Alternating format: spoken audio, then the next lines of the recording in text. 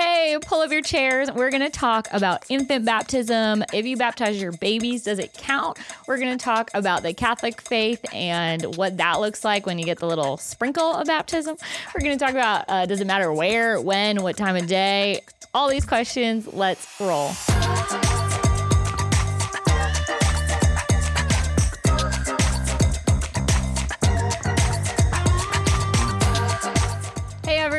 Welcome to the Pastor's Hangover. I'm Melissa, and each week I get to chat and dive in with pastors and people that love the Word of God and love just sharing and answering your tough questions. So we're chatting today with Pastor Hal Mayer. Hello, hello. Pastor Jonathan Sterrett. That's me. And Pastor Nate Ritchie. What's going on? Hey, guys. Why don't you guys introduce yourself, tell them who you are? Well, I just wanted to start off. The reason I had these two guys on the podcast is I have been called their names, and that's it. Oh, and what an honor. And Nate has had people literally walk up to him and tell him great message multiple times. Every time Hal preaches, someone comes up with me and that was a great message this weekend. And every single time I say, thank you so much. Right. I was really I wrestled through this one, so thank you. And they're like, you look younger off stage. About 25 years younger, Anyway, so amazing. Just kidding. Wow. That is hilarious. So Pastor Daryl is sick. I know he preached this weekend, and Pastor Craig was out today. So hence us. the Reinforcements. alternates. the alternates. B-team. We are the proud B team. The B team. So what do you do here? man. Tell us about you. So I'm Pastor Jonathan. I work in family ministries with our families and our kids, and love what I do. Love the next generation. It's just a very worthy investment. So children's pastor, have been doing that for a long time, and love it. It's long enough where now the kids that I once saw as first graders are in their 20s, and that's crazy. Makes me feel old, but it's also really fulfilling. Very cool. That's it. And I get to be the Nate? student pastor here at Grace Family Church. And just what Pastor Jonathan said, loving family ministries in the next gen, just retweet all of that. And I think that's my answer. Yeah. Beautiful. That's it. And there's really only one reason I'm here today, which is to let everybody know, don't watch it, listen to the Zone at Home podcast. Pastor Hal is on it this time. That's it. You can Are leave you now. Okay, plugging? I'm You're done. plugging Plugging it another ahead of podcast? time. Thank you, guys. He just stands up and leaves. And of course, keep watching Okay, and listening the plugs to are for the end. You can plug whatever you want at the Beginning. end. Push pause. I on think he this was afraid of one. getting kicked off. Start off strong. That's it. Okay, we'll edit that out. All right, we're going to chat today. We're going to talk about baptism, and there's a lot of questions that kind of surround this next step in your faith. How do you know if it's real? How do you know if you've done it right? We're going to chat through them all. So stay tuned for questions that you guys submitted and Pastor Daryl's message this weekend. It's up on YouTube and Spotify, and you can go listen to it as a starter, but this is really going to be partnered with it. And I think one of the biggest questions is, why do different denominations view baptism so differently? It's not a universal, consistent practice among denominations. So. Yeah, I mean, there's smaller differences, very small differences in other denominations, but of course we're talking about the Catholic side. And one thing I just want to get off the bat of what baptism is, because, and this is the reason I want to make sure we understand it, is because every time we teach on baptism, and then I go in the baptism line and I ask people why they are getting baptized today, they give me I want to give my life to Christ. And I'm like, oh, no. So baptism is that next step of obedience after you give your life to Christ. Right. So it is, I gave my life to Christ. I've committed my life to Christ. This is that next step of obedience and it's one of those steps where Jesus said you should do it and he did it. And so my rule of thumb is that if anyone can predict their own death and resurrection and pull it off, I listen to what they say. And so he said we should get baptized. And so after we give our lives to Christ, we are baptized. Now, and then you have some that, do the sprinkling and stuff like that, which actually came out of more of certain people with certain ailments could not be immersed. And so they did that, and it just kind of became the norm. Their practice, Which the problem is with that, the word baptize literally means to immerse underwater. And if you don't think immersion really matters at Grace, one time I was baptizing and Pastor Craig was watching, and I got the person almost all the way under. Sometimes people fight you a little bit on the baptism. Sure. I don't know how else to say that. It's like not that we're trying to hurt them or anything, but they got in the pool willingly. We are not forcing them in. If you don't push them down, they won't go down. And then it looks really weird if you push them down. And literally I got them all under except for the very top of their head. And Craig's like, didn't get them all the way under. Do it again. I'm like, okay. Here we go. Again. Everybody else went down after that. I'll just say this. If you're getting baptized, please bend your knees. Yes. Yeah. Please bend your knees. That helps us mightily, especially in some of the tubs. If you don't bend your knees, you're going to hit the back. Yep. And then That happened recently so- to me. Yeah, I just have to admit that did happen recently, and it was brand new life and maybe unconsciousness for 1 second. Yeah, in that baptism, but. You smack someone's head on the back wall. So listen, those tubs, it's hard to gauge the space. So even if you push them all the way to the front and they go back, it's like it's too late by So you the time. smacked his head. Yes or no? He smacked his head. Yeah, he didn't bend his I knees. guided him into the smack. Yes. Wow. Do you guys ever you're in the baptism pool and you see the line coming and then you just see just a massive man and you're like, Yep. oh gosh, like it's gonna be tough. Like I got the Mentally prepare for opportunity that. to, I'll make it personal, baptize my brother who is just jacked, just 260, 270 pounds, bodybuilder, and great, cool opportunity. But I'm just like, I'm gonna need some help. Like this, this is gonna be tough. They definitely need to. I baptized a dude that was 6'10". I was like, if you don't bend your knees, this is not going to work. It's going to be really awkward. But getting back, I think the main one that people talk about, of course, is the infant baptism, which it's kind of interesting because we were kind of talking about when did this start, how this, and one of the biggest reasons that it started was it was a replacement for circumcision early on in the church, and then it's kind of morphed its way through a couple different things. Into even the side of dealing with original sin and stuff like that. I don't have a problem with infant baptism. I'll just say that I don't have a problem with it. My problem comes into play when people say, well, I was baptized as an infant. I don't need to be baptized now because the Bible is very specific. You give your life to Christ, then you become baptized. Yep. And they've taken a couple scriptures that talk about households being baptized and say, well, that means that everybody, and that's not the case. But like I said, it's nothing to take away. And if your mom, and I know for people who have Catholic parents and stuff like that, they're like very angry that they're getting baptized again. And look, I get it. That's the tradition. But the Bible is very specific in it. So there's nothing wrong with it as long as you understand it's something that I do after, and it's a public declaration to the people that I'm hoping, or the church that's going to help keep me accountable and help me grow. Yeah. That's well, I always explain it with like my wedding ring in the sense of like my wedding ring isn't the thing that makes me married. It's just a symbol of my marriage. Yeah. And I think it's so like when you propose to a girl, right? She gets to wear a wedding to show that she's engaged. And I was so excited to get married to my wife, where when I was going somewhere that no one knew me, I would actually put my wedding ring on before we were married because I just like wanted to I wanted to feel like I was, married, right? Yeah.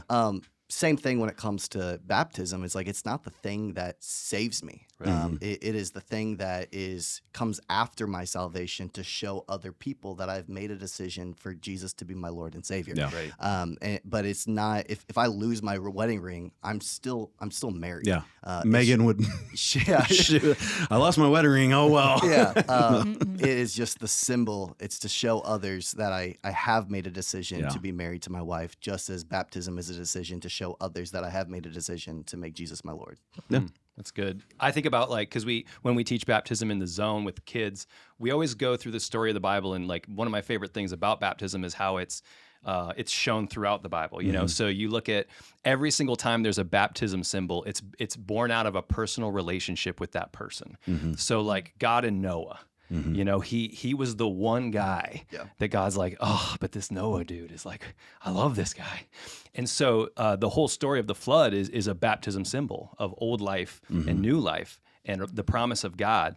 And then, of course, Moses, yet again, it was born out of his personal relationship when they, and with Israel, his special people, their relationship with God, to say, hey, you're going to come out of your old life into the new life through the Red Sea. That is like a symbol of baptism. And then, of course, the prophet Jonah, which is one that we love to teach in the zone, because like Jonah was actually not the best dude. We're going to teach about Jonah, and then we're going to go to the water. Let's go in the ocean, guys. Let's see what happens. Yeah, like people, oh, the story of Jonah. Like Jonah was like actually a terrible example in a lot of ways, but because he ran away from God. But and then even when he does what he's supposed to, he's mad. Right at the very end, it's like, oh my gosh, this guy did not learn his lesson. He's like, God, could you please still kill them? Yeah. Like, whoa. But his story is a symbol of a very personal symbol of God taking you out of the old and into the new. Yeah. And so I think that's the most important thing to remember about baptism is it's a relationship step, more than it is like a religious act. Yeah. So. Well, and water it's seen as purifying. That's why when you look at the story of Nicodemus and Jesus, he talks about being born again through water and spirit. Yes. He's not talking about baptism in the sense we understand it in that moment. He's talking to someone who with deep Jewish beliefs that understands the idea of purification that happens at that point. Although you did already have someone baptizing at that point with John the Baptist, but he was baptizing for forgiveness of sins, get ready because Jesus is showing up. And so it was seen like we miss some things. We don't understand the symbolism of it. We just go, oh, it just looks like, going down and coming new. This was very real for the Jewish people at that time of this is a representation of what God's doing in my life. And so it's that reminder of it. But, and we said this before, God gives us symbols, physical ways of understanding the decisions that we're making to help us remember it. The Lord's Supper, communion, he didn't just say, remember. He said, do this. I mean, you look throughout history. The Jewish people had they have great feasts and days to remember. So it was like, it's one thing to say remember something. It's another thing to put something physical to go along with it to help you remember it. Yeah, that's good. And you can, and in all those examples, you can definitely be sure that Noah remembered. Right. You can definitely be sure that Moses and the Israelites never forgot. And Jonah was like, oh, yeah, I was in a fish. Just these are moments we don't ever forget. And I think that's important for, like, if we're thinking of that moment, like, I want this to be something that I never forget. So that's important to me as well. That's good.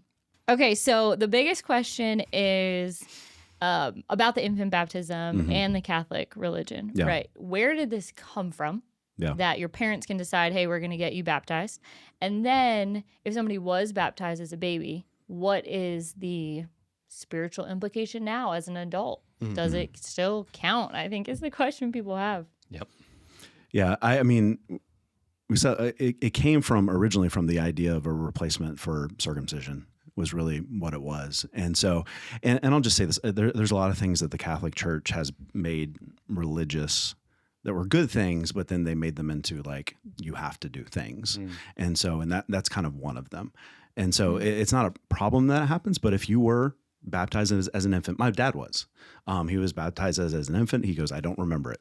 Which if you did, I think some people can remember when they were that young. That's insane. No, they can't. Can they? Yeah. Some people, there are people that can literally remember. I've got first core memory was like 3 or something. No, 2 I've or 3. I've got a family member that can literally remember like 6 months old and like, which is insane, which really makes me fearful for what I've said to my kids when they were young. But I was counting on that as a parent. I have a hard time remembering yesterday, so it's not like I'm remembering 6 months old. But I would say after you gave your life to Christ, then yes, you should be baptized. Yeah, and I think we make it a more controversial than it is. It just represents two very different things. One was a decision that your parents made with the church, this idea that we're going to raise them in the church, this idea that they are going to be known by their faith. But the other is the personal decision that we all have to make. Because in the same way, none of us are saved by the family that we're in. Like I didn't, my dad was a pastor, so I don't have to make the decision. No, that's not the case. We are saved through the decision each of us make. So, well, it's a public declaration for an invitation of accountability as well. Yeah. It's letting your fellow believer, your brothers and sisters know, like, hey, I have made this decision. Now hold me accountable because you see me taking this action of public declaration of an inward transformation. And so it really is, it's inviting your brothers and sisters of Christ into your life and saying, hey, I don't want to walk by myself down this journey, but I'm inviting you in to be a part of it. Absolutely. Yeah, that's really special. And I think of so many stories of even parents who are a little fearful about walking their kids through this. And that's actually one of my favorite conversations to have because as I think we've already said, like believe and be baptized are the steps. And so knowing that your child believes, and especially if they're like really asking for it for a long time, like my kids, then because my kids are amazing. Sorry. No. Well, the thing about it was like there was a time where they weren't asking for it, but then I felt the pressure as a parent. Why aren't they asking for it? Mm-hmm. But then the opposite happens. It's like when they start asking for it, it's like, oh, but are they ready? So it's like no matter what, we're always trying to do what's right as a parent. But I think it's really helpful to know like this is an experience that is born out of relationship, like we talked about. Yeah. So if they're asking and they're seeking for it, that's a really, really good sign. Yeah. Yeah. And you brought it up, and so we should probably go into it a little bit. Like we don't baptize, is it first grade? Yeah. First grade is the line. And the reason behind it is we want to make sure kids understand. Yeah. And I think there's sometimes where parents, their fear comes into play, depending on their background. And I've had people in line and go, no, he needs to be baptized today. I'm like, he doesn't know who Jesus is. Right. Like I'll ask, and here's what I know. You put a kid in front of a pastor, there's a chance that they're going to go. So we go, well, let's go over to the side, or let's have somebody else. If they can say it to somebody or help us understand, that we want them to be able to do it. But I think there's a lot of times where it's just the parent pushing them in it. And I think it's okay to go, I'm going to wait till my kid understands this. Yeah. Because I want it to be their Well, we decision. have to reiterate, like, baptism isn't what saves you, because that fear of your child not getting baptized also comes with this like rooted belief that their action is going to save them, or that action is going to save them. And we just have to get back to the gospel of understanding that it is Christ alone that saves us. It is not the actions that we do. And so when it comes down to it of like, hey, I really want my kid to be baptized, it's really the question is, well, why? Because if you think this action step is going to have something to do with your child's salvation, have faith that God is good. Like he is good and he is just. And that step of baptizing, that religious act in that moment, isn't going to save your child, but it's going to be them understanding who Jesus is, what Jesus has done for them, and accepting that personally into their life. Yeah. Yeah, that desire is not bad. Yeah. The desire that you want your kids to follow God is not a bad desire at all. But it's that understanding of they've got to be able to come to that place of understanding. I think of I always, of course, just go to the Bible for these things, right? So I think of Paul and Silas in prison and the jailer, right? The jailer, he believed and he was baptized and his whole family was baptized. But because of the understanding that you must believe and be baptized, his family had to believe as well. Yeah, absolutely. They couldn't just like ride the coattails of his baptism. They had to believe as well, because that's what the scripture lays out for us. Right. So I think that's important too, is just looking at where in the Bible do people get baptized? What happens in context in those? Like I love, of course, the story of Jesus being baptized, because like he receives like his like identity in front of everybody, like in that moment. So it's that as well, of like God saying, "This is my son in whom I'm well pleased." And then of course, what happens right after that? He goes into the wilderness and he's tempted. Right. So that's another thing to remember, is like you take this step. Yes. You take this step, and immediately you have to be ready in your identity in Christ for what is going to inevitably come your way, which is temptation, which is the lies of the enemy reminding you, hey, like this is where you came from. Are you sure you're what God says you are? And like Jesus did, just being able to navigate the word of truth versus what the enemy is saying. So, Which is why you need people. yeah. Yeah. Because those questions are naturally going to happen in everybody's life. Yeah. I mean, we've all had the questions of, do I really know what I believe in? Am I really saved? And so you've got to, well, one, be able to read God's word, but also have other people around you that go, no, this is what we've seen. This is what's going on. This is the truth of what God says. That's good. And so, which is so important. Yeah.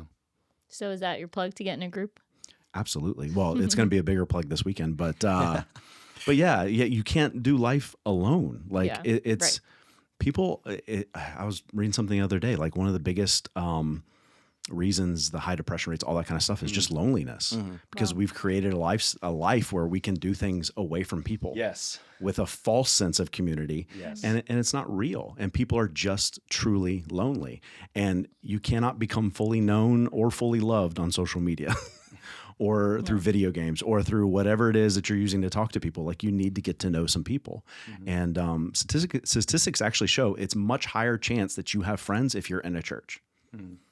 And it's because of the fact that the church drives people to get in community, to get to know one another, to help one another out. It's an important thing. I think that I would even capitalize on everything you're saying too, because like I think real relationships can happen online. Like people can, like I know I have a group of friends who like they bond with these friends across the country on Xbox, and it's like crazy, and like they end up going to each other's weddings and things like this. But when it comes to like what the Bible lays out for relationship, it's actually really hard to have that kind of friendship if you're only showing a part of yourself. Right. Yeah. It's really easy to say that you have friends who know you when you can really, control that. But if people are around you seeing every part of you, even the parts you don't want them to see, I mean, that's kind of the community we're talking about. Yeah. Yeah.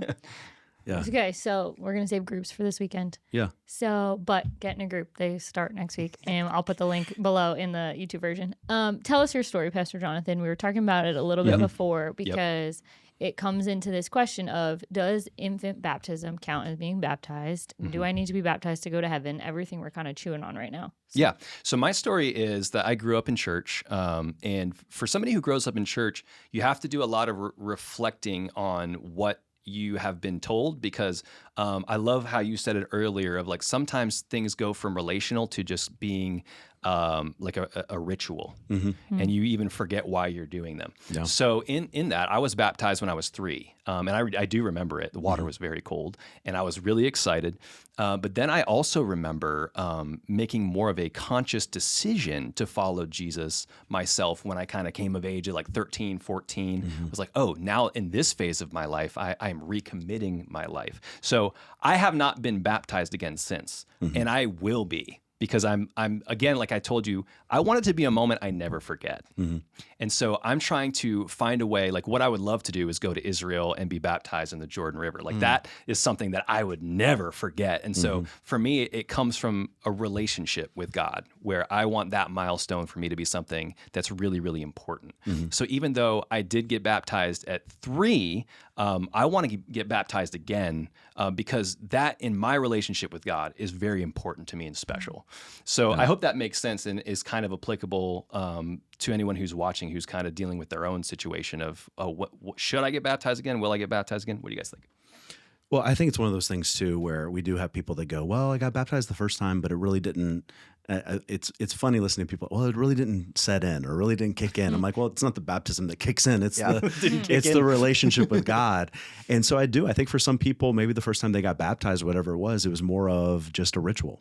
It was a step they took because they feel like they had to, but there was no heart behind it. And so if later on in life you really go, man, I've now committed my life to God, I actually get it for the first time, like I understand my faith, then absolutely. There's nothing wrong with getting baptized again after that. Not that the first one, I mean, you did what God wants you to do, even though in the moment you weren't really sure what was going on. And so that's why when I see people getting baptized again or out of a recommitment, I'm like, absolutely. The Bible doesn't say you have to do that or anything like that, but it is one of those things of like, you're setting in the stone. It's that idea of like, no, from this point on, this is what's going to happen. Well, if it's going to spark your public faith journey, then Right, absolutely get baptized. It's more about the heart behind it than it is about the practice of it. It's, hey, this is me taking this decision to show others that I have been saved and I'm going to follow a life of obedience now. And so if it sparks your journey of being obedient to God, then absolutely get baptized again. If your first one was more of a ritual, doing it just because you think that's what you were supposed to do. No. If you're in that place and you're like, man, I want to get baptized again because I want to take my faith with Jesus serious and I want to show others that I'm taking it serious, then absolutely come get baptized. We'll baptize you tomorrow. So Absolutely. Yeah. Even Pastor Ralph was on the show a couple months ago, and he talked about he decided to get rebaptized, right? And he just had a moment where he felt in his heart, he's like, God, I want to just give this to you and make this public declaration with the people that I'm with. So I think that was great perspective on some of the things people are wrestling on. And last question. I know you guys have so many, and we will get to them. Just keep watching. What happens if someone was baptized? Maybe we covered this. Tell me if we did. What happens if someone was baptized without truly understanding its meaning? I think we have covered it a lot. Yeah. But I think the more specific question is, what about the excited dunk? Like, what about someone who was at beach baptism with us and they were like, this is the coolest thing ever. I see all these people, blah, blah, blah. Like, I want to be a part of it. Boom. They go and get baptized. Yeah. So I think we've already talked about like the understanding of salvation. Sure. Yeah. But what about a bandwagon dunker that just saw their friends I mean, do people it? would never do that. I mean, people would never go to camp every year and get saved every single year. I'm kidding. That was That's a joke. sarcasm. That was sarcasm. Kids do that? Oh, Hey, let's keep going. Yeah, Come no, on. Come to Clash Camp. Not in Nate's Clash Camp, No, but they in understand some other it. people's, Yes. in some other people's that may Really? have happened. House. Oh, absolutely, yeah. Growing up, because you do it, because it's probably more of a recommitment than it is anything else. I would say, yeah, it's that moment when you go, you know what, that was something that I did, but now I fully understand it, and Yeah. this is, yeah, absolutely.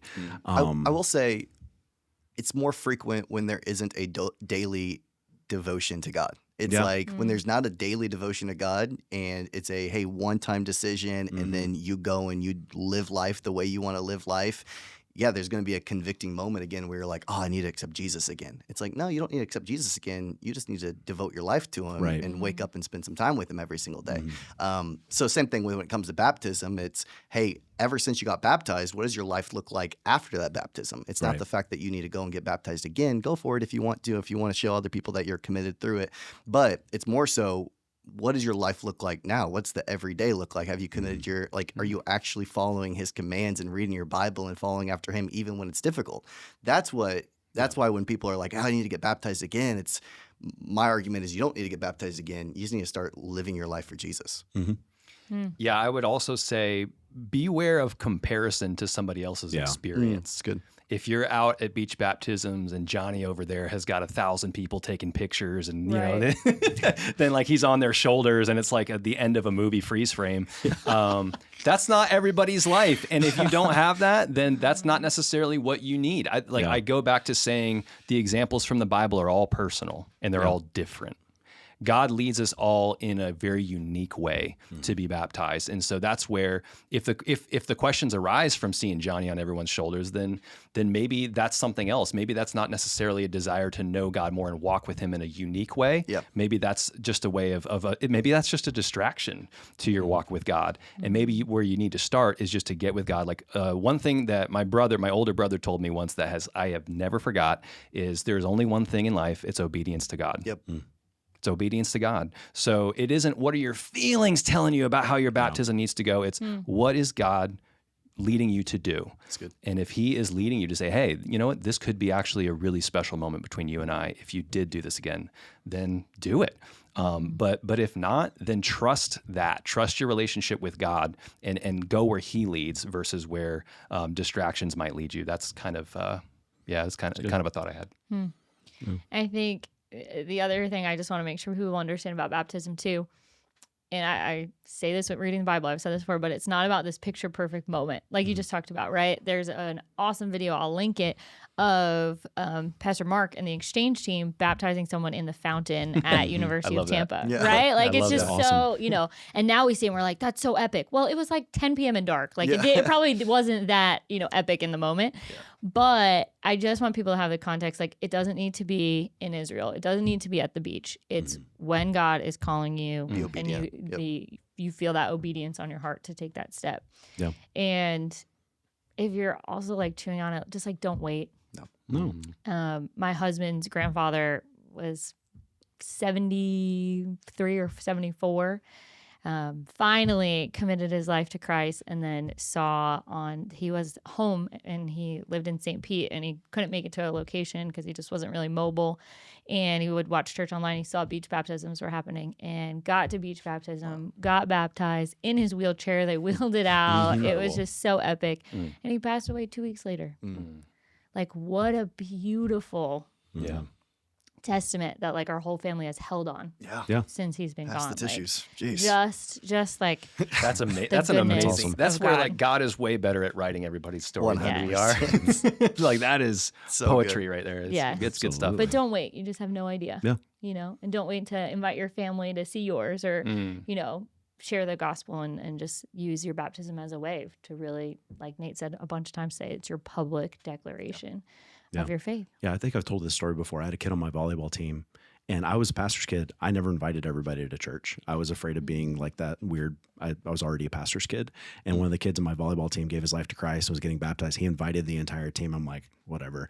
Everybody but one person came. And it was like, oh, like, wow, It's that easy. It's people want to be a part of, and people want to support you. And then, and who knows what God's going to do in that moment. And there were some kids on that team whose lives were changed ever since then. And so it's a crazy, really cool thing. Although listening to Jonathan here, I'm wondering if we should continue to heat the water or not. Because he remembered his at 3 because it was cold. Maybe it's a sensory experience. I've been fighting for heating the water, but maybe it's not about that. Maybe it needs to be worse. There's a lot of health benefits to the cold plunge There too. is. There we go. That's For the main years- takeaway from this. No. For years when we were down in South Tampa, those water heaters didn't work. So a lot of people remember their baptism. We had a baptism at Temple Terrace. It was Easter morning. It was like 5 years ago when it was very cold Easter morning, and I got the temperature of the water, and it was like 40 something degrees, and I'm like, all right, Cold we're plunge. doing it. If people want to get back, man, they really want to get baptized today. They want to Your get sins baptized. are gone, but here's pneumonia.